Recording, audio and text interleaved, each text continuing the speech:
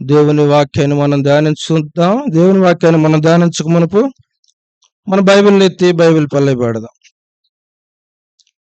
పఠింప శ్రేష్ఠ గ్రంథము బైబిల్, పఠింప శ్రేష్ఠ గ్రంథము బైబిల్, అనుదినము పఠించిన ప్రేమ తోడ నడుపును.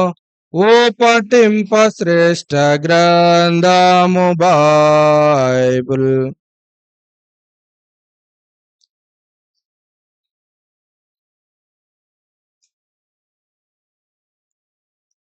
ఈ ఉదయకాలం మనం ఆరాధన కొరకై యోహాను సువార్త 15వ అధ్యాయం,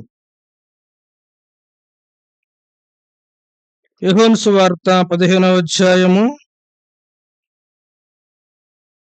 యోహాను సువార్త 15వ అధ్యాయము 16వ వచనాన్ని మనందరం కూడా కలిసి చదువుదాం. యోహాను సువార్త 15వ అధ్యాయము 16వ వచనాన్ని మనందరం కూడా కలిసి చదువుదాం. చదవండి. మీరు నన్ను ఏర్పరచుకొనలేదు, మీరు నా పేరట తండ్రిని ఏం అడుగుదురు అది ఆయన మీకు అనుగ్రహించినట్లు మీరు వెళ్ళి ఫలించుటకును మీ ఫలము నిలుచునుటకును నేను మిమ్మును ఏర్పరచుకొని నియమించి తిని. అదేవిధంగా రెండవదిగా యోహాను సువార్త 4వ అధ్యాయం 23వ వచనాన్ని 24వ వచనాన్ని మనందరం కలిసి చదువుకుందాం. యోహాను సువార్త 4వ అధ్యాయం 23వ వచనాన్ని 24వ వచనాన్ని మనందరం కూడా కలిసి చదువుదాం. అయితే యథార్థముగా ఆరాధించు వారు ఆత్మతోనో సత్యముతోనో తండ్రిని ఆరాధించు కాలం వచ్చుచున్నది, అది ఇప్పుడునే వచ్చే ఉన్నది. తను ఆరాధించేవారు అట్టి వారే కావాలని తండ్రి కోరుచున్నాడు. దేవుడు ఆత్మ గనుక ఆయనను ఆరాధించువారు ఆత్మతోనూ సత్యముతోనూ ఆరాధింపవలెనను. దేవుని సహాయం కొరకై చిన్న మాట మనం ప్రార్థన చేసుకుందాం.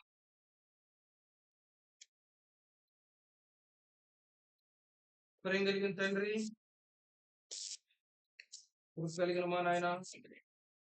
పరిశుద్ధమైన మా దేవాని పాదములకు వందనములు స్తోత్రములు చెల్లించుకుంటా ఉన్నాం. ఈ దినం మీరు ఇచ్చినటువంటి శ్రేష్టమైనటువంటి దినము కొరకై నీకు వందనాలు స్తోత్రాలు చెల్లించుకుంటా ఉన్నాను. ఓ తండ్రి ప్రభా, నీ బిడలంగా నీ ఇంటికి చేరి రాగలగటానికి మీరు కృప చూపిస్తూ వచ్చారు. ఇంతవరకు తండ్రి ప్రభా, పాటల ద్వారా నేను స్తుతించుట్లో, నేను మహిమపరచుట్లో, నేను గణపరచుట్లో మీరు మాకు తోడుగా ఉంటా వచ్చారు. నీకు వందనాలు స్తోత్రాలు. రెండవదిగా నిన్ను ఆరాధించట కంటే ముందుగా మా వ్యక్తిగతంగా కొద్ది నిమిషాలు నీ వాక్యాన్ని మేము ధ్యానిస్తా ఉన్నాం. నీ గ్రంథంలో నుండి ఒక భాగాన్ని చదువుతూ వచ్చాం. ఆరాధనకు కావలసినటువంటి లేఖనాలు నాతో మాతో మా అందరితో మీరు మాట్లాడుతారండి. నిలబడుతున్న తండ్రి ప్రభు, మీ దాసుడు కూడా బలహీనుడు, నిష్ప్రయోజకుడు, నీ ప్రజల ముందర నిలబడటానికి అర్హత లేనటువంటి వాడు అయినప్పటికీ దయతో మీరు జ్ఞాపకం చేసుకుంటారండి. నీ పునరుద్ధాన శిక్షత నింపండి. ఓ తండ్రి ప్రభా, పరలోకములో నుండి మీరు అనుగ్రహిస్తే తప్పితే ఏమి కూడా మాట్లాడలేనటువంటి పరిస్థితి. నా నోట మీ మాటలు ఉంచండి. ఇర్మియా 1:9 మీరు నా పక్షాన్ని మీరు కూడా నెరవేర్చమని జ్ఞాపకం చేసుకుంటారు. మరొకసారి వచ్చిన వారిని బట్టి నీకు స్తోత్రాలు.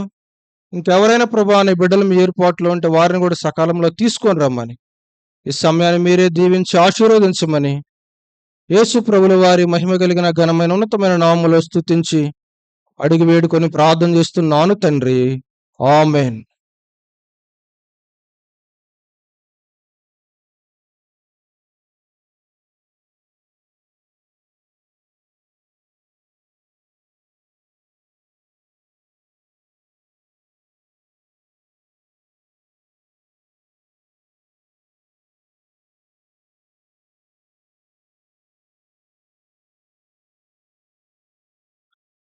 దేవుడు మనందరిని కూడా ప్రేమించి మరి ఈ సంవత్సరం కూడా 2024వ సంవత్సరం మనల్ని ప్రవేశింపజేసి గడిచినటువంటి 9 మాసాలు కూడా మనల్ని కాపాడుతూ వచ్చాడు. మరి 10వ మాసంలో కూడా మనల్ని ప్రవేశింపజేసి ఈ విధంగా ఈ మాసంలో కూడా మొట్టమొదటి ప్రభు దినాన్ని దేవుడు మనకు అనుగ్రహిస్తూ వచ్చారు. మనం చూస్తూ వచ్చాం. ఈ సంవత్సరం ప్రవేశింపబడినటువంటి వారందరూ కూడా ఈ లోకంలో ఉన్నారు అంటే లేరు. కానీ దేవుడు మనల్ని ఈ విధంగా సజీవులుగా ఉంచుతూ వచ్చాడు. కాబట్టి దేవుడు వారికంటే మనమేదో మంచివారం అని కాదు, లేకపోతే నీతిమంతులమని కాదు, గొప్పవారం అని కాదు, కానీ దేవుని కృప, దేవుని దయ, దేవుని దీర్ఘశాంతము మన ఎడల ఉండుటను బట్టే. అందుకని అపోస్తలుడైనటువంటి వాడు పౌలు అంటా ఉన్నాడు, నేనేమై ఉన్నానో అది ఆయన కృపే. కాబట్టి దేవుని కృప చేతే మనలను ఈ విధంగా సజీవులుగా ఉంచుతూ వచ్చాడు. కాబట్టి ఉదయకాలం ప్రభుని స్తుతించుట, గణపరుచుట, ఆరాధించుట ఎంతైనా మంచి. అదే అంటా ఉన్నాడు, యెహోవాను స్తుతించుట మంచిది మంచిది అంటా ఉన్నాడు. 10 తంతుల స్వరమండలముతోను సితారాతోను ఆయన స్తుతించుట, గణపరుచుట మంచిది అంటా ఉన్నాడు. అందుకని 34వ కీర్తనలో కూడా అంటాడు దావీదు, నేనెల్లప్పుడూ యెహోవాను సన్నుతించెదను, నిత్యము ఆయన కీర్తి నా నోట నుండును అంటాడు. 145వ కీర్తనలో కూడా దావీదు అంటాడు, రాజువైన నా దేవా నేను నిన్ను ఘనపరచెదను అంటూ కింద అంటాడు, అనుదినము కూడా నేను నిన్నేం చేస్తాను, ఘనపరచెదను, స్తుతించెదను ఎల్లప్పుడూ అంటా ఉన్నాడు.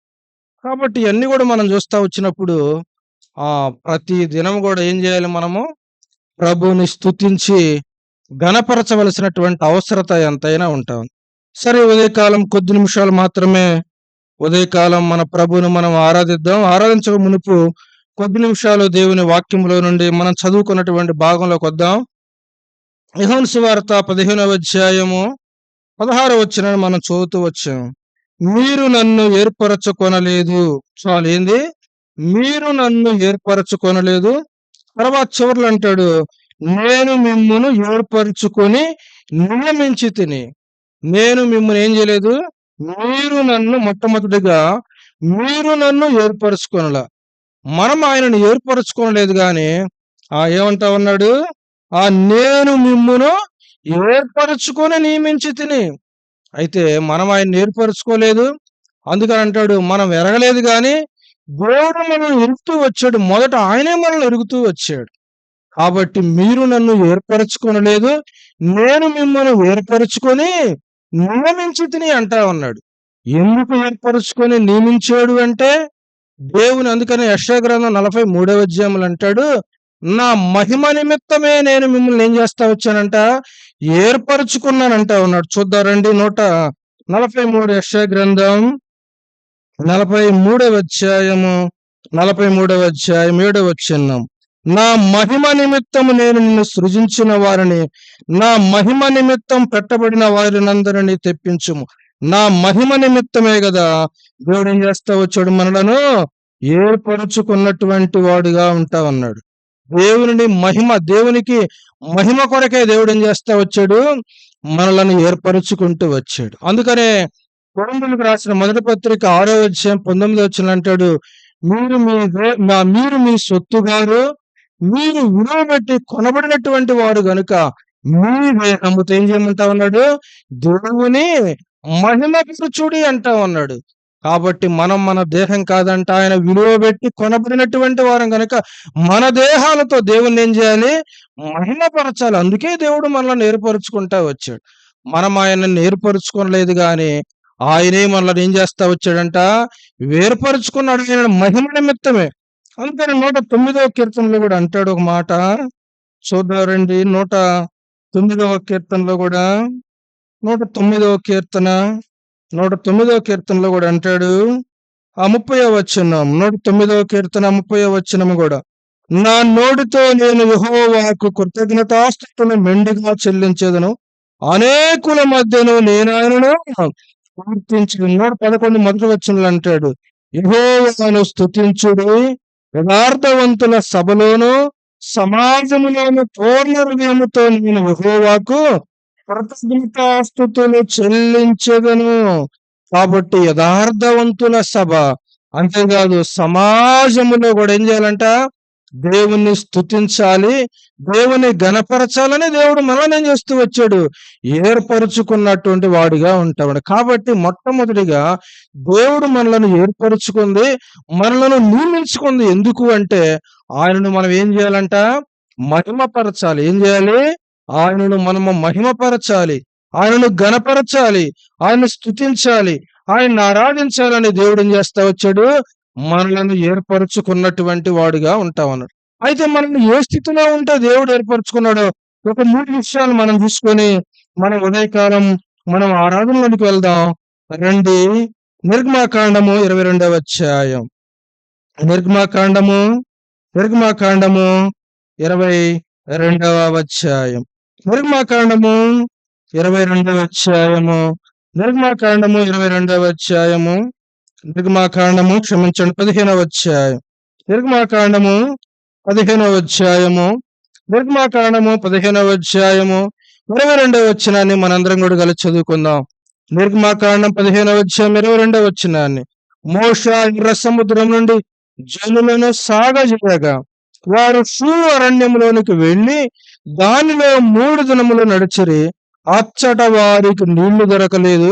అంతలో వారు మారాకు చేరిరి. ఈ సందర్భం మనకు తెలుసు. ఇశ్రాయేలు ప్రజలు ఐగుప్తులోనికి 70 మందితోటి వెళ్తా వచ్చారు.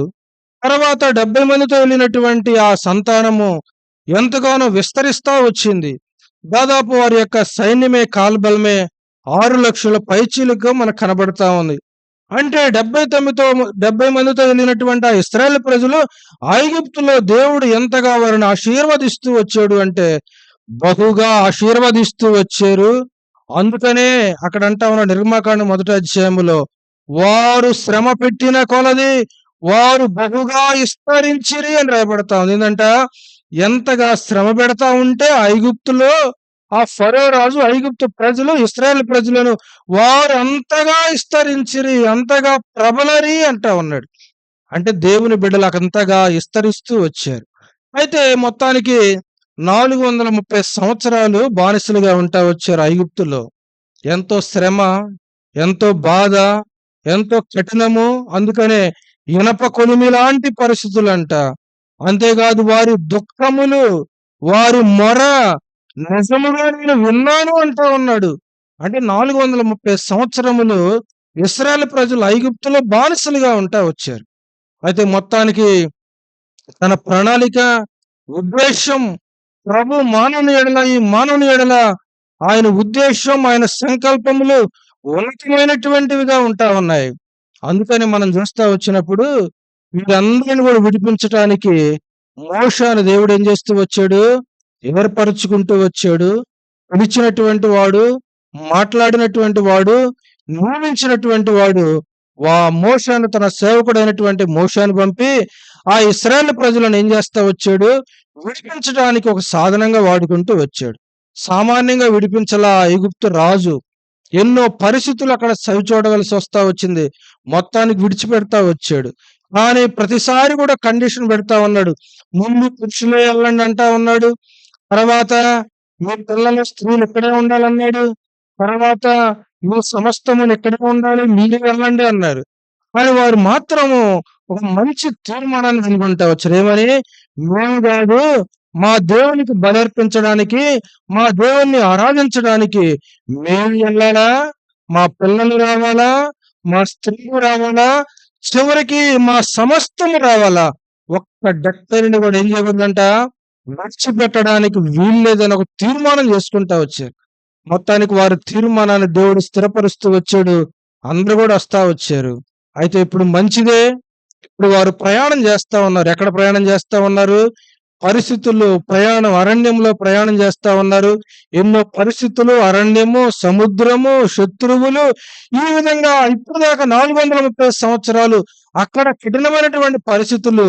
తర్వాత ఇప్పుడు ప్రారంభించిన తర్వాత, వదిలిన తర్వాత ఇప్పుడు మళ్ళీ ఎక్కడ కూడా ఎన్నో పరిస్థితులు. మొత్తానికి నడుస్తా ఉన్నారు. ఎక్కడికి వచ్చారు? ఎర్ర సముద్రం దగ్గరికి వచ్చారు. ఎర్ర సముద్రం దగ్గరికి వచ్చిన తర్వాత ఇప్పుడు మొత్తానికి ఎర్ర సముద్రాన్ని ఏం చేస్తూ వచ్చారు? దాటారు మొత్తానికి. ఎర్ర సముద్రాన్ని దేవుడు ఏం చేస్తూ వచ్చాడు, దాటిస్తూ వచ్చాడు. దాటిన తర్వాత ఇప్పుడు ఎక్కడికి వచ్చారు వాళ్ళు అంటే పూరు అరణ్యంలోకి వచ్చారు. ఎక్కడికి వచ్చారు, పూరు అరణ్యంలోకి వచ్చారు.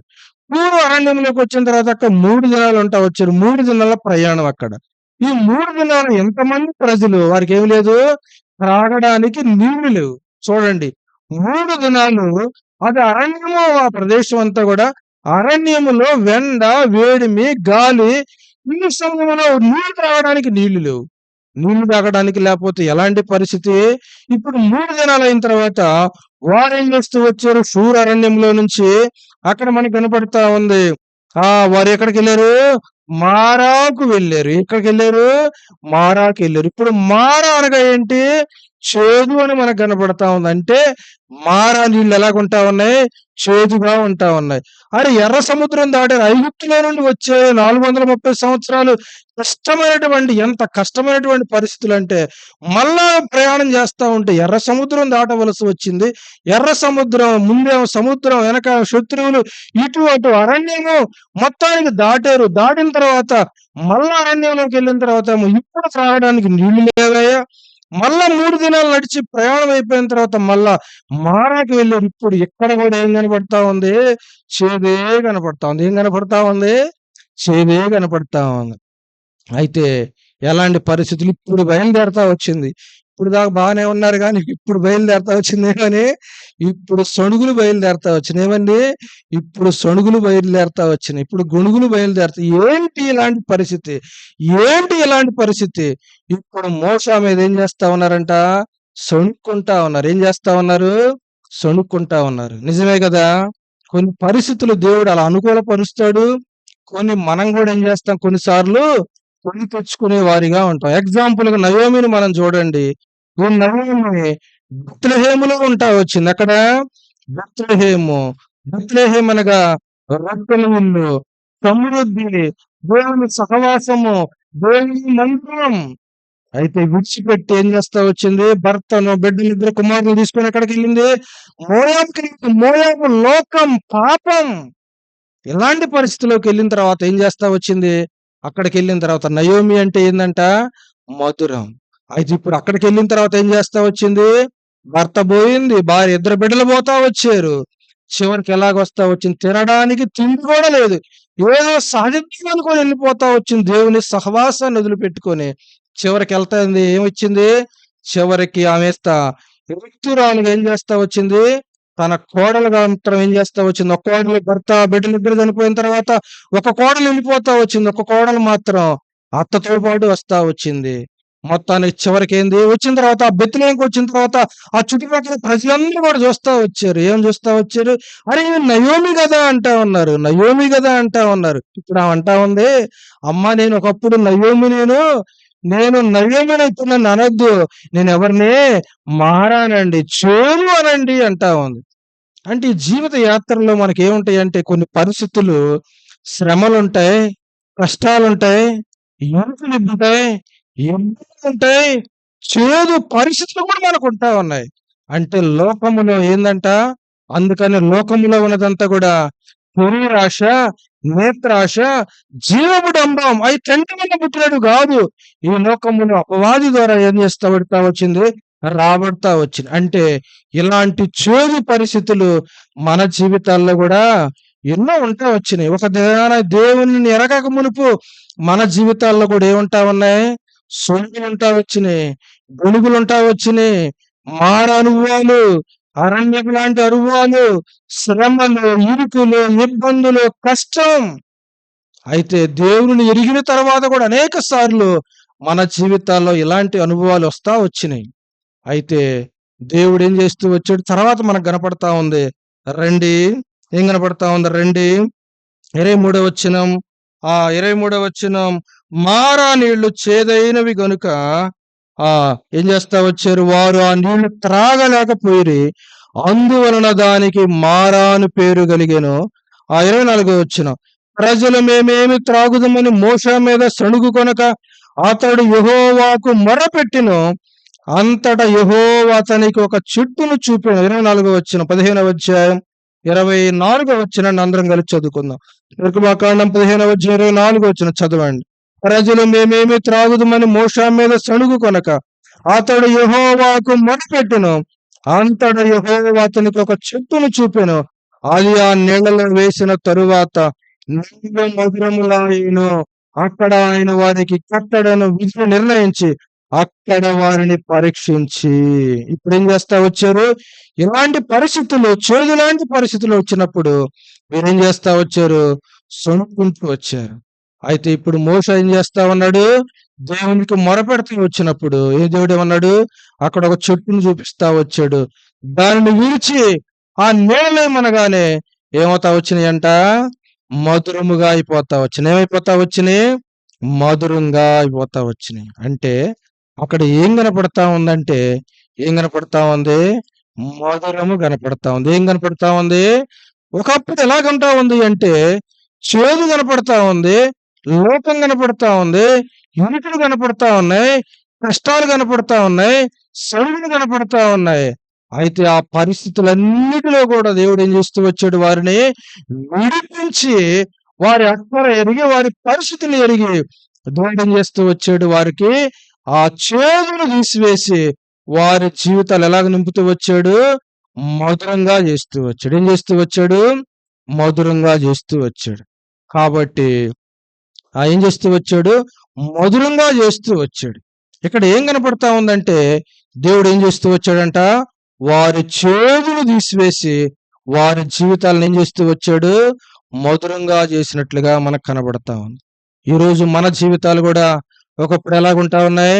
ఇశ్రాయేలు ప్రజల వలె మనం కూడా అనేకమైనటువంటి కష్టాలు, ఇరుకులు, ఇబ్బందులు, చేదు, గొలుగులు, సొలుగులు మన జీవితాల్లో చేదు లేకపోలేదు గాని, అయితే దేవుడు ఏం చేస్తూ వచ్చాడు? మనలను కూడా చేదు స్థితి నుండి తీసివేసి ఏం చేస్తూ వచ్చాడు? మనలను కూడా మధురంగా ఏం చేస్తూ వచ్చాడంట? మార్చినటువంటి వాడుగా ఉంటా వచ్చాడు. కాబట్టి అందుకని పాట కూడా ఉంది కదా, మారటి చేదైన శ్రమలు ఎన్నైనా మధురంగా దేవుడు ఏం చేస్తూ వచ్చాడంట? మార్చినటువంటి దేవుడు. ఈ రోజు అందరి జీవితాల్లో, ఒకప్పుడు మన జీవితాల్లో ఇలాంటి చేదు, ఇలాంటి పాపం, ఇలాంటి సొలుగులు, గొలుగులు, లోకం, అరణ్యం లాంటి పరిస్థితులు, ఇరుకులు, ఇబ్బందులు మన జీవితాల్లో లేకపోలేదు. అయితే ఇప్పుడు మనల్ని ఏం చేస్తూ వచ్చాడు? చేతులు తీసివేసి ఆ ఇశ్రాయేలు ప్రజలను ఎక్కడ నడిపిస్తూ వచ్చాడు? వారి జీవితాలను ఒక మధురమైన దేవుడు తీసుకొచ్చాడు. కాబట్టి మొట్టమొదటిగా మనం ఎరుగుదాము, అప్పుడు వారే కాదు, ఈనాడు మనల్ని కూడా ఏం చేస్తూ వచ్చాడు? దేవుడి చేతులు తీసివేసి మన జీవితాల్లో దేవుడు ఏం చేస్తూ వచ్చాడు? మధురాన్ని నింపుతూ వచ్చాడు. కాబట్టి ఎంత అనుభవం కదా. అందుకనే దేవుడు మీరు నన్ను ఏర్పరచుకొనలేదు గాని నేనే మిమ్మల్ని ఏం చేస్తూ వచ్చాడు? ఏర్పరచుకుంటూ వచ్చాడు. ఎందుకు ఏర్పరచుకుంటూ వచ్చాడు? ఆయన మహిమ కొరకే, మహిమ కొరకే. అందుకని కొరింథీయులకు రాసిన మొదటి పత్రిక 1:26 అంటాడు కదా, ఆ బలవంతులైనటువంటి వారిని, గనులైనటువంటి వారిని, ఉన్నతమైనటువంటి వారిని, జ్ఞానులైనటువంటి వారిని సిద్ధపరచుటకు లోకంలో బలహీనమైనటువంటి వారిని, ఎవరికైనటువంటి వారిని, సంతరించినటువంటి వారిని, మోక్షమైనటువంటి వారిని వచ్చాడంట. మనలను ఏర్పరచుకుంటూ వచ్చాడంట. నిజంగా ఎందుకు అంటే, ఎందుకు ఏర్పరచుకుంటూ వచ్చాడు అంటే, మనలను ఎందుకు ఏర్పరచుకుంటూ వచ్చాడు? నా మహిమ నిమిత్తమే కదా, నా మహిమ కదా, నేను మిమ్మల్ని ఏర్పరచుకుంది నాకు మహిమ రావాలనే కదా, మీ ద్వారా నేనేం చేయబడాలి? మహిమపరచబడాలనే కదా. నిజమే కదా. ఇశ్రాయేలు ప్రజలను నడిపించినటువంటి దేవుడు ఈ రోజు మనలను కూడా ఏం చేస్తూ వచ్చాడు? నడిపించి మన జీవితాల్లో చేదంతటిని కూడా తీసివేసి ఈ రోజు మన జీవితాలను ఎలా చేస్తూ వచ్చాడు? ఒక మధురంగా, మాడ అనుభవాన్ని తీసివేసి ఒక మధురమైనటువంటి అనుభవాన్ని దేవుడు ఏం చేస్తూ వచ్చాడు? మనల్ని ఏం చేస్తూ వచ్చాడు? చేసుకొచ్చినటువంటి వాడుగా ఉంటా వచ్చాడు. కాబట్టి ఉదయ కాలంలో ఎరిగినటువంటి వారమై, ప్రభువా ఒకప్పుడు నా జీవితం కూడా అలాంటి జీవితమే, చేదు లాంటి జీవితమే, చేదు లాంటి జీవితమే, ఎరగక మునుపు ఎరిగిన తర్వాత కూడా అనేక సార్లు నా జీవితాల్లో అలాంటి చేదు వస్తా ఉంది. అయినప్పటికీ నన్ను నిర్మూలించలేదే, నన్ను శిక్షించలేదే, నన్ను ఇబ్బంది పెట్టలేదే. అయినప్పటికీ నీ ప్రేమ నా ఎడల ఏం చూపుతా వచ్చావు? చూపించి నన్ను సజీవునిగా చేసి నీ కొరకు మహిమ కొరకై నన్ను ఈ లోకంలో ఏం చేస్తా వచ్చావు? జీవింపజేస్తా వచ్చావు ప్రభు అని ఏం చేద్దాం? మనము ప్రభుని ఆరాధన చేద్దాం. అది మొట్టమొదటిగా అనుభవం. రెండవదిగా అక్కడ నిర్గమాకాండం 15వ అధ్యాయం. నిర్గమాకాండం 15వ అధ్యాయము 27వ వచనాన్ని అందరం కలిసి చదువుకుందాం. నిర్గమాకాండం 15వ అధ్యాయము 27వ వచనాన్ని చదవండి. తరువాత వారు వచ్చి అక్కడ 12 నీటి బొగ్గులను చెట్లను ఉండను. నీళ్లను దిగి ఇప్పుడు ఏమైందంట? మొట్టమొదటిగా ఐగుప్తులో శ్రమలు, తర్వాత ఎర్ర సముద్రం, అరణ్యం, త్రాగడానికి నీళ్లు లేవు, తర్వాత చేదు, నడిపించి వారిని ఒక మధురమైనటువంటి ఆ బిడ్డ వారిని తీసుకుంటూ వచ్చారు. వారికి మధురంగా చేయటం మాత్రమే కాదు, రెండవదిగా వారికి ఏం చేస్తూ వచ్చాడు? ఇక్కడ వారిని ఎక్కడ నడిపిస్తూ వచ్చాడంట? యాలీములకు వచ్చారంట. ఎక్కడికి వచ్చారు? యాలీము అనగా ఏం కనపడతా ఉందంటే తైల వృక్షములు. ఏం కనపడతా ఉంది? తైల వృక్షం. తర్వాత అక్కడే కనపడతా ఉంది, అక్కడ 12 బొగ్గులను 70 ఈత చెట్లను ఉండేను. వారి ఎక్కడ మనం చేస్తూ వెనకటి కాలంలో మరి ఉందేమో కానీ మా సైడ్ అయితే ఏముందంటే ఏముంది ఇప్పుడంతా కూడా మినరల్ వాటర్ కానీ ప్లాంట్లు కానీ, ఒకప్పుడు ఏముందంట బావులు కదా, పెద్దోళ్ళకి తెలుసు బావులు. ఏం తెలుసు? బావులు. ఆ బావులు ఇప్పుడు కూడా కొన్ని చోట్ల బావులే కనపడతా ఉన్నాయి. ఎట్లా ఉంటాయంటే ఆ బావులు మధ్యాహ్నం పూట ఎండాకాలంలో ఆ బావులు నీళ్ళు ఎలాగుంటాయంట? చల్లగా ఉంటాయి. ఫ్రిడ్జ్ లో పెట్టినంత కంటే కూడా చల్లగా ఉంటాయి. ఎంతో తీపి కనపడుతుంది. ఇప్పుడు ఆ నీళ్లు మనం ఇప్పుడు ఈ నీళ్లు తాగి ఆ నీళ్లు తాగుతా ఉంటే చప్పగా ఉంటాయి కదా, చప్పకుంటాయి. ఎప్పుడైతే ఎంత శ్రేష్టంగా ఉంటాయంటే చాలా శ్రేష్టంగా ఉంటాయి. ఆ నీళ్లు తాగితే ఎండాకాలంలో ఎంత సేద తీరుతా ఉంటదంటే, ఈ ప్రజలు కూడా అరణ్యంలో నడుచుకుంటూ వస్తా ఉంటే ఇప్పుడు ఏలిములోకి వచ్చారు. ఇప్పుడు ఏలిములోకి వచ్చిన తర్వాత అక్కడేం కనపడతా ఉంది? నీళ్ళు అయితే ఉన్నాయి, అక్కడ త్రాగడానికి నీళ్లుండే. ఇప్పుడు అక్కడ నుండి వీళ్ళు ఎక్కడికి వచ్చారు? ఏలిములోకి వచ్చారు. ఏలిములోకి వచ్చిన తర్వాత ఏలిములో ఏం కనపడతా ఉందంటే త్రాగటానికి 12 నీటి బుగ్గలు కనపడతా ఉన్నాయి. తినటానికి కూడా 70 ఈత చెట్లు కనపడతా ఉన్నాయి. ఈ 12 ఏం చూపెడతా ఉందంటే కృత నిబంధనలో 12 మంది శిష్యులను చూపెడతా ఉంది. పాత నిబంధనలో 12 ఇశ్రాయేలు యొక్క గోత్రములు మనకు కనపడతా ఉంది. అంటే యాకోబు బిడ్డలు 13 మంది, విమోచన తీసివేస్తే కుమారులు 12 మంది, 12 గోత్రములు, 12 మంది శిష్యులు. 70 ఈత చెట్లు ఏం కనపడతా ఉన్నాయి అంటే సమృద్ధిని చూపెడతా ఉంది. ఏంటంట? సమృద్ధిని చూపెడతా ఉంది. 70 మంది సమృద్ధిని చూపెడతా, అక్కడ 7 సంఖ్య కనపడతా ఉంది, సమృద్ధిని చూపెడతా ఉంది. అందుకని క్రొత్త నిబంధనలో లూకాసు వార్త 10వ అధ్యాయంలో యేసుక్రీస్తు వారు మొట్టమొదటిగా ఈ భూలోకములో సువార్తను ప్రకటించుడికి ఆయన వెళ్తా వచ్చినప్పుడు ఆ గలిలయ సముద్ర తీర ప్రాంతాల్లో చీకటిలో మరణ ఛాయలో ఉన్నటువంటి సువార్తను ప్రకటిస్తా వచ్చినప్పుడు 70 మంది మొట్టమొదటిగా వస్తా వచ్చారు. ఈ 70 మందిని కూడా ఇద్దరిద్దరిని ఏం చేస్తా వచ్చాడు? ప్రతి గ్రామానికి కూడా 70 మంది ఇద్దరిద్దరిని ఏం చేస్తా వచ్చాడు? పంపించినట్లుగా మనకు కనబడతా ఉంది. అంటే 70 ఏం కనపడతా ఉంది? సమృద్ధిని కనపడతా ఉంది. అయితే ఇప్పుడు ఈ ప్రజలకు, ఇశ్రాయేలు ప్రజలకు ఏముందంట? సమృద్ధి కనపడతా ఉంది. అక్కడ వారిని ఏం చేస్తూ వచ్చాడు? మొట్టమొదటిగా ఇనుప కొలిమి లాంటి పరిస్థితులు, అరణ్యం లాంటి పరిస్థితులు, అంతేకాదు చేదు వారి జీవితాల్లో చేదును తీసివేసి వారికి ఏం చేస్తూ వచ్చాడు? వారి జీవితాలను దేవుడు మధురంగా మారుస్తూ వచ్చాడు. అంటే పాపం అనే చేదు కూడా మనం చెప్పొచ్చు. పాపం అనే చేదును తీసివేసి వారి జీవితాలను మధురంగా దేవుడు మారుస్తూ వచ్చాడు. రెండవదిగా వారి జీవితాల్లో ఏం కనపడతా ఉందంటే సమృద్ధిని కూడా దేవుడు ఏం చేస్తూ వచ్చాడు? ఇచ్చినట్లుగా కనపడతా ఉంది. అయితే ఈ రోజు వారే కాదు, మనల్ని మధురంగా మారుస్తూ వచ్చాడు మన జీవితాలను అనేకులకు. ఇప్పుడు మనకేం చేస్తా వచ్చాడు? మధురంతో పాటు మనకేమిస్తా ఉన్నాడు? సమృద్ధిని ఇస్తా ఉన్నాడు. ఏమిస్తా ఉన్నాడు? సమృద్ధిని. ఒక మాట చూద్దాం రండి. కీర్తనల గ్రంథము 103వ అధ్యాయం. కీర్తనల గ్రంథము 103వ అధ్యాయం. కీర్తనల గ్రంథము 103వ అధ్యాయం కీర్తన గ్రంథము 103వ అధ్యాయము 8వ వచనాన్ని అందరం కలిసి చదువుకుందాం. కీర్తన గ్రంథం 103వ అధ్యాయం 8వ వచనాన్ని చదవండి. యెహోవా దయా దాక్షిణ్య పూర్ణుడు, దీర్ఘశాంతుడు, కృపా సమృద్ధి గలవాడు. ఎవరంట మన దేవుడు?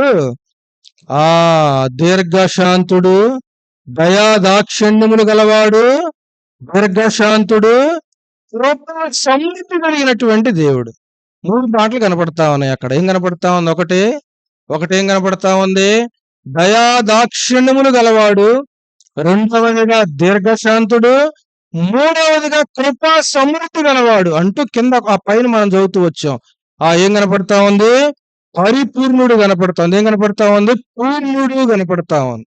మన దేవుడు ఎవరు అంటే దీర్ఘశాంతమును చూపుటలో, తర్వాత దయా దాక్షిణ్యమును చూపుటలో, కృపా సమృద్ధిని చూపుటలో మన దేవుడు ఎవరు అంటే పరిపూర్ణుడు. ఎవరు మన దేవుడు?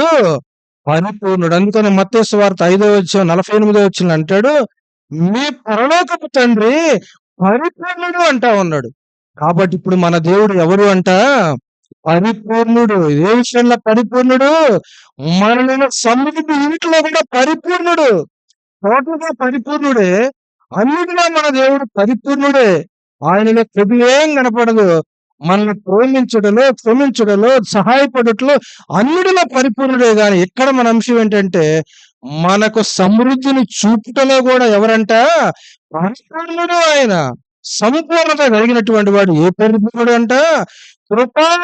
కృపా సమృద్ధిని చూపుటలో పరిపూర్ణుడు. ఎవరు ఆ కృప?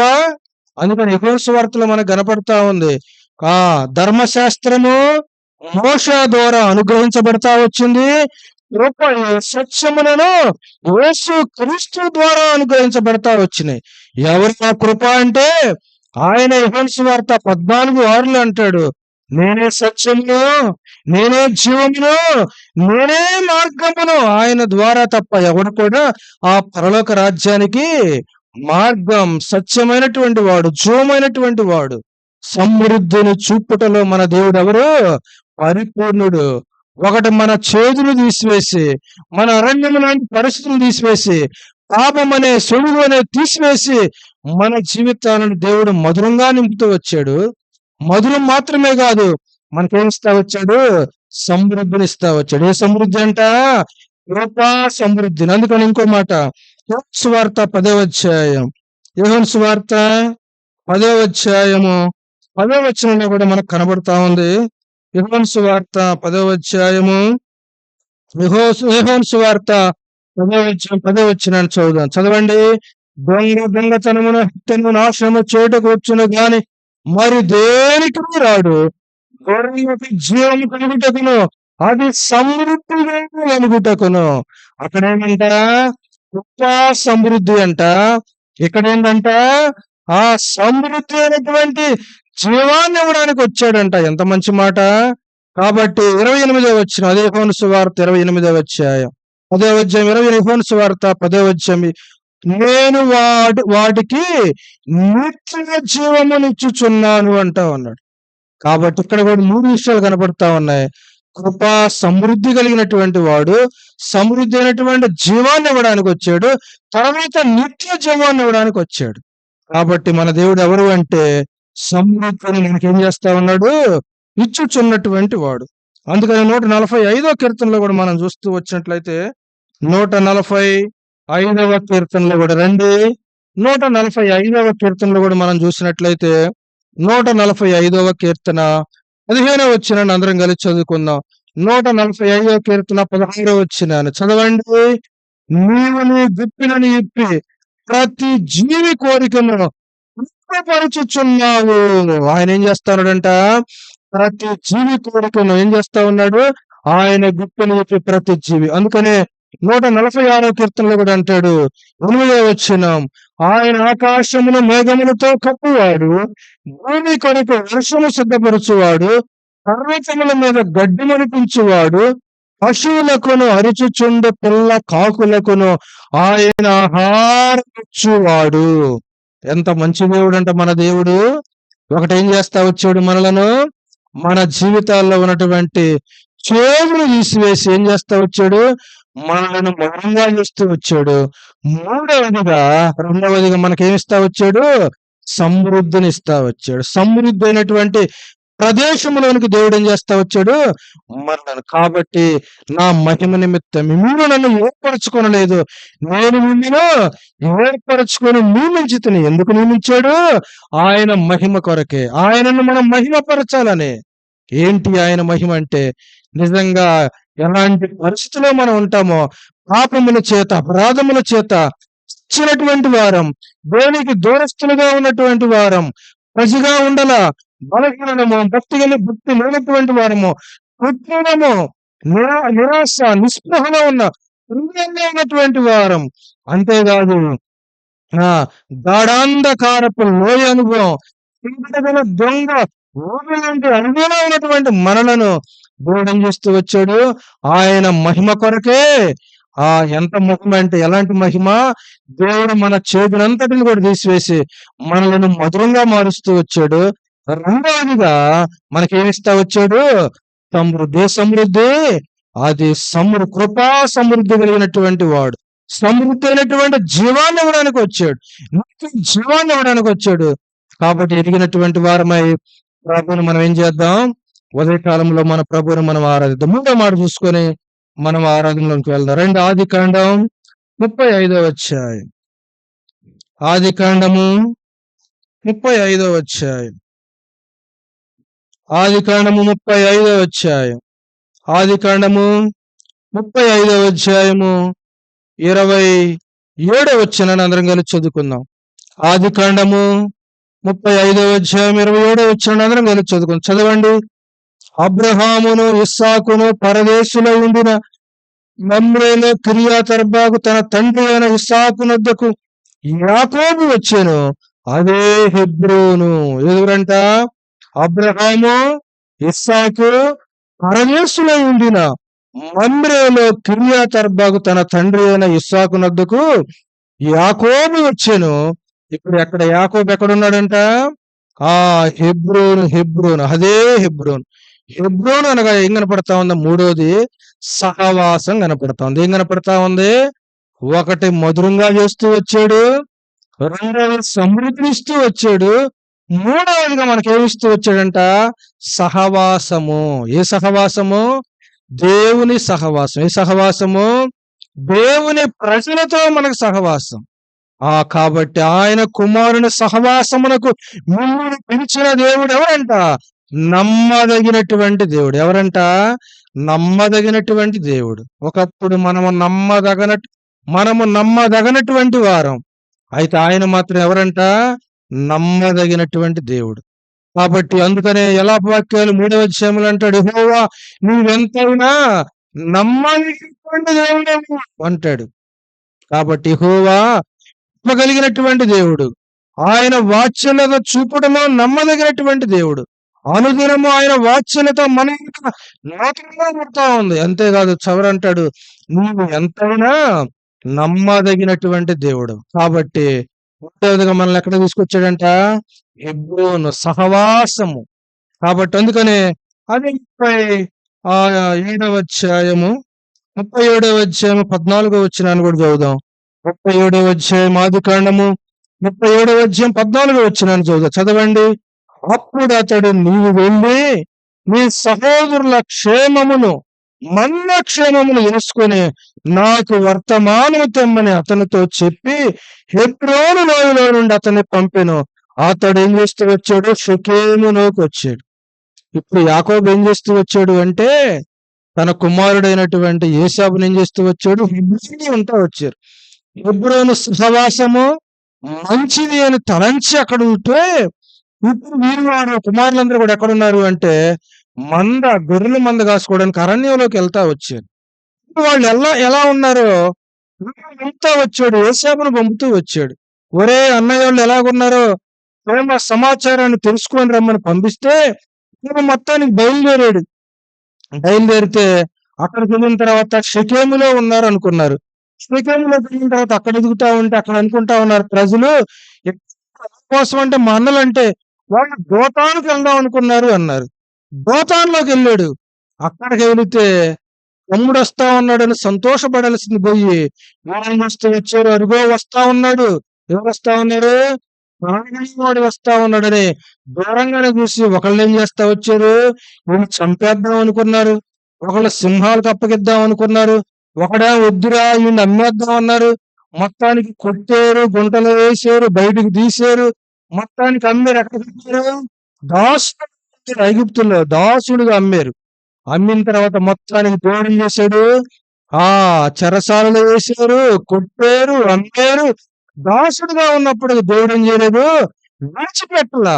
విడిచిపెట్టకుండా మాట మనం చూద్దారండి. 50వ అధ్యాయం, ఆది కాండము 50వ అధ్యాయం, ఆది కాండము 50వ అధ్యాయము, ఆది కాండము 50వ అధ్యాయము 18వ వచనం నుండి మనం చదువుదాం. ఆది కాండం 50 అధ్యాయం 18వ వచనం చదవండి. మరియు అతని సహోదరులు పోయి అతని ఎదుట సాగిలపడి, ఇదిగో మేము నీకు దాసులమని చెప్పగా ఏసావు భయపడకుడి, నేను దేవుని స్థానమున చదవండి. దేవుని స్థానమందున్న మీరు నాకు కీడు చేయాలని ఉద్దేశించుతురు గాని నేడు దినమున జరుగుచున్నట్టు అనగా బహు ప్రజలకు బ్రతికించినట్లుగా అది మేలుకే దేవుడు ఉద్దేశించను గాని, కాబట్టి భయపడకుడి, నేను మిమ్మును మీ పిల్లల్ని పోషించదని చెప్పి వారిని ఆదరించి వారితో నీతిగా మాట్లాడెను. మొత్తానికి కరువు వస్తా వచ్చింది. ఎన్ని సంవత్సరాలు? దాదాపు 7 సంవత్సరాలు. ఈ ఐగుప్తు దేశానికి చుట్టుపక్కల అన్ని దేశాల్లో కరువు వస్తా ఉంది. కానీ ఆ దేశంలో మాత్రం కరువు రాలేదు. ఈ యోసేపు ప్రధాన స్థాయిలో ఉంటా వచ్చాడు. మొత్తానికి పోషించేవాడుగా దేవుడు సృష్టి వచ్చాడు ఆ ప్రజలలో నుండి. మొత్తానికి ఇప్పుడు వీరన్నలు కూడా వస్తా వచ్చారు. వారి దేశంలో ధాన్యం లేక తినడానికి. ఇప్పుడు వీరందరూ కూడా లైన్ లో నిలబడతా వచ్చారు. మొత్తానికి ఏం చేస్తా వచ్చారు? గుర్తుపడతా వచ్చారు. ఇప్పుడు గుర్తుపట్టిన తర్వాత ఇప్పుడు అంటా ఉన్నాడు, యేసావు ఏమంటా ఉన్నాడు? మరియు అతని సహోదరులు పోయి అతని ఎదుట సాగిలిపడి, ఇదిగో మేము నీకు దాసులమని చెప్పగా ఏమంటా ఉన్నాడు? యేసావు మీరు భయపడుకుడి, నేను దేవుని స్థానమందున్నానా, మీరు నాకు కీడు చేయని ఉద్దేశించుదురు గాని నేటి దినమున జరుగుచున్నట్లు అనగా బహు ప్రజలకు బ్రతికించున్నట్లుగా అది మేలుకే దేవుడు ఉద్దేశించెను, కాబట్టి భయపడుకుడి. అంటే ఏం కనపడతా ఉంది? ఆ స్థలము, ఆ సహవాసం ఏం కనపడతా ఉంది? ఏం కనపడతా ఉంది? అనేకులను ఆదరించే స్థలముగా, అనేకులను పోషించే స్థలముగా, అనేకులకు తోడుగా ఉండే స్థలముగా, అనేకులను కాపాడే స్థలంగా కనపడతా ఉంది. ఏ స్థలము అంటే అదే హెబ్రోను. ఆ ప్రజలు అనుకుంటా వచ్చారు, వాళ్ళు అన్నలు అనుకుంటా వచ్చారు, వీడికి ఎంత కీడు చేస్తా వచ్చు, వీటిని దుర్మార్గం మనం చుట్టుకుంటూ వచ్చు, చివరికి తమ్ముడని చూడకుండా కొట్టేమే, గుండెలు వేస్తా వచ్చేమే, చివరికి అమ్మేస్తా వచ్చేమే. వాడు ఈ రోజు మనల్ని పోషించేవాడు అయ్యాడు కదా, ఎలాంటి పరిస్థితి అని అనుకుంటా ఉన్నారు. కానీ అంటా ఉన్నాడు, యేసేపు అంటా ఉన్నాడు, అలా అనుకోవద్దు, భయపడుకుడి, మేలుకే గాని కీడుకు కాదయ్యా. మీరు ఆ దినాన్ని నన్ను మేలుకే అలా చేస్తూ వచ్చారు గాని కీడుకు కాదు అని వారితో ఏం చేస్తా వచ్చాడంట? ప్రీతిగా మాట్లాడుతూ వచ్చాడు. కొన్నిసార్లు మనం కూడా అనుకోవచ్చు, ఏమనుకోవచ్చు? అరే రక్షించబడ్డ తర్వాత కూడా కొన్నిసార్లు ఏం చేస్తామంటే మనకు శ్రమలు ఎక్కువైపోతామండి. ఎప్పుడైపోతే ఇంత ముందు కంటే దేవుని నమ్మిన తర్వాత ఎక్కువైపోతామండి. ఎప్పుడు ఎక్కువైపోతాయి? అప్పుడు అనుకుంటా, ఏమనుకుంటా? ఆయన పరిస్థితులు ఏంటా, ఇరుకులేంటా, ఇబ్బందులేంటా అనుకుంటా ఉంటాం. కానీ తర్వాత అర్థమైపోతా ఉంటాయి. ఎందుకు? తర్వాత దేవుడు మనకు చేసేటువంటి మేలు ఏదో ఒకటి దేవుడు మన ఏం చేస్తా వచ్చాడు? మేలు దాచిపెడతాడు. అందుకనే ఆయన మేలు ఎలాగుంటాయంట? కంటికి కనబడవు, హృదయానికి గోచరం కాదంట, సిద్ధపరిచిన మేలంట, దాచి ఉంచినటువంటి మేలు దేవుడు ఎంతో గొప్పదంట. అయితే ఇక్కడ ఏమంటా ఉన్నాడు? యేసేపు భయపడకుడి అని వారిని దగ్గరకు పిలిచి, ఇది కీడుకు కాదు, మేలుకే కాదని వారితో ఏం చేస్తా ఉన్నాడంట? ప్రీతితో మాట్లాడుతా ఉన్నాడు. ఏం మాట్లాడుతా ఉన్నాడు? ఇప్పుడు ఆ సహవాసాలను వచ్చిన తర్వాత, ఆ సహవాసాన్ని ఎరిగిన తర్వాత, దాన్ని అనుభవించిన తర్వాత, దానిని రుచి చూచిన తరువాత ఈ రోజు మన జీవితాల్లో కూడా దేవుడు ఏం చేస్తా వచ్చాడు? అలాంటి సహవాసం, దేవుని ప్రజలతో, దేవుని బిడ్డలతో ఆదరించే సహవాసం దేవుడు మనల్ని సమకూరుస్తూ వచ్చాడు కదా. ఈరోజు మనం ఎంత ధన్యులం కదా. లోకములో ఎవరికి లేనటువంటి ధన్యత. చేదును, అరణ్యమును, ఇరుకులు, ఇబ్బందులు, కష్టములు, సులువులన్నీ కూడా తీసివేసి మన జీవితాల్లో ఏం చేస్తూ వచ్చాడు? మధురంగా చేస్తూ వచ్చాడు. రెండవది మనల్ని ఏం చేస్తూ వచ్చాడు? సమృద్ధి. ఏ సమృద్ధి? ఆ కృపా సమృద్ధి అంట. సమృద్ధి అయినటువంటి జీవాన్ని ఇస్తూ వచ్చాడు. మూడవది మనకేమిస్తా వచ్చాడంట? సహవాసం. ఏ సహవాసం? దేవుని వాక్యం, ధర్మశాస్త్రం, దేవుని బిడ్డలు ప్రార్థించేవారిని, బోధించేవారిని, ప్రార్థన చేసేవారిని, ఆదరించేవారిని దేవుడు మనకిస్తూ వచ్చాడు. ఏ సహవాసం? అదే హెబ్రోను సహవాసం. కాబట్టి ఇలాంటి సహవాసానికి దేవుడు ఏం చేస్తూ వచ్చాడు? నన్ను సమకరిస్తూ వచ్చాడు. అందుకే నేను మీరు నన్ను ఏర్పరచుకోనలేదు గాని నేనే మిమ్మల్ని ఏర్పరచుకుంటూ వచ్చా. ఎందుకు ఏర్పరచుకుంటూ వచ్చాడు? నా మహిమ నిమిత్తమే కదా. నాకు క్రొత్త గీతం, స్తోత్ర గీతం మీ ద్వారా రావాలని, వినిపించబడాలని, నేను సంతోషించాలని, నేను మహిమపరచబడాలని కదా నేను మిమ్మల్ని ఏర్పరచుకుని ఎలాంటి పరిస్థితిలో ఉంటే. కాబట్టి దేవుడు ఎంత ఉద్దేశం ఈ మానవుని ఎడల, మన ఎడల దేవుని ప్రణాళికలు, దేవుని ఉద్దేశాలు అది ఎంతో ఉన్నతమైనటువంటి ఆ ఉద్దేశాలను మనం ఎరగంగానే ఆయన మనల్ని ఏం చేస్తూ వచ్చాడు? మన ఎడల ఆయన ఏం చేస్తూ వచ్చాడంట? అందుకే నేను ఎప్పుడు చెప్తా ఉంటా కదా, సమస్తమును కూడా దేవుడు ఏం చేస్తూ వచ్చాడు? కలుగు అన్నాడు గాని ఈ మానవుని మాత్రం కలుగు అనలా. కలగంటే గడగమా? ఆయనకు అసాధ్యం ఏమైనా ఉందా? కానీ తన చేతులతో, తన స్వరూపమున, తన పోలికతో దేవుడు మనల్ని నిర్మించుకుంటూ వచ్చాడు. కాబట్టి ఎంత గొప్ప ఆ స్థితిలోనికి దేవుడు మనల్ని తీసుకొచ్చాడు. కాబట్టి ఎరిగినటువంటి వాడమై మధురము యొక్క అనుభవం, సమృద్ధమైనటువంటి అనుభవం, సహవాసం లాంటి అనుభవానికి దేవుడు మనల్ని తీసుకొచ్చాడు.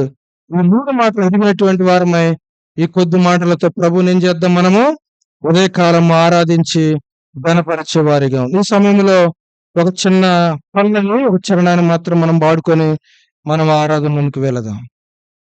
మన దగ్గర ఉన్నటువంటి షీటుల్లో పాట సంఖ్య 6వ పాట మంచి